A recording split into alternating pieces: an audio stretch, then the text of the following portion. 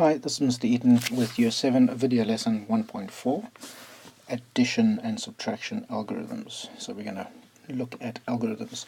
Don't forget to record some important information in your study notes section of your exercise book, and to stop the video when required to make some notes or to complete some practice questions.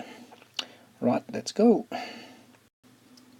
Before we get started, a nice little joke here for you to have a read of and understand. That's quite funny.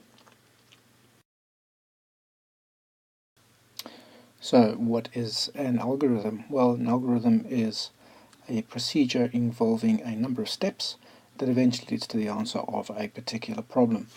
And we normally set up algorithms in vertical columns like we've got over here.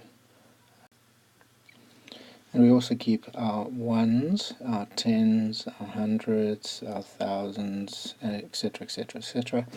in order, so that when we enter something in our ones column, they're all in our ones column.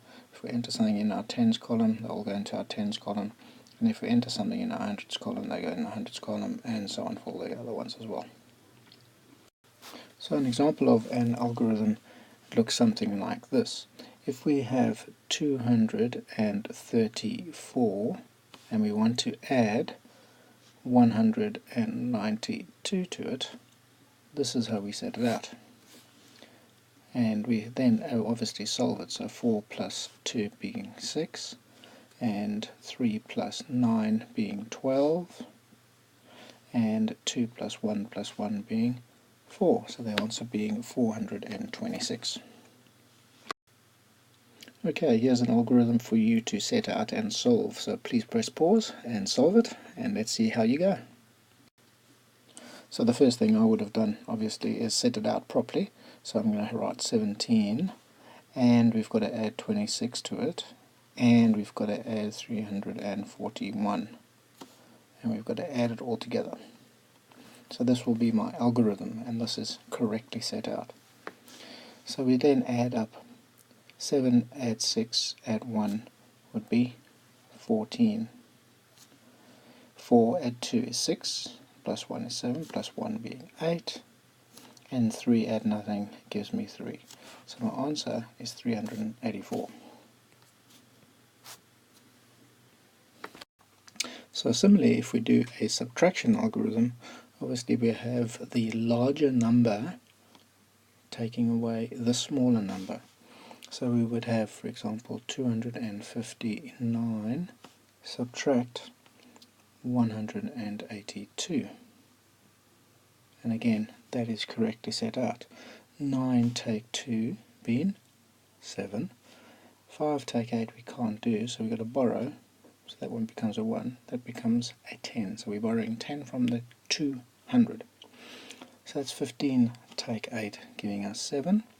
And 1 take 1 is nothing. So my answer would be 77. Alright, so here's one for you to do. 125 take 89. Please set it out correctly. Put the video on pause and solve it for me, please. Alrighty, so first of all I'd set it out correctly. So 125 subtract 89. So I've lined up my ones, my tens, and my hundreds are all lined up correctly. So 15 take 9 we cannot do. So we need to borrow from the 20 over here. So that becomes a 1, and we give a 10 to the 5, so that becomes 15. So 15 take 9 gives us 6. And 1 subtract 8 we can't do, so again we need to borrow from the hundreds. That then becomes a 0, and we give 1 across to the 1 over there, so that becomes 11. So 11 take 8 becomes 3. So our answer therefore is 36. Hope you got that one. So really the only important thing about setting out addition and subtraction algorithmically is making sure your ones, your tens, your hundreds, your thousands, your tens of thousands, etc.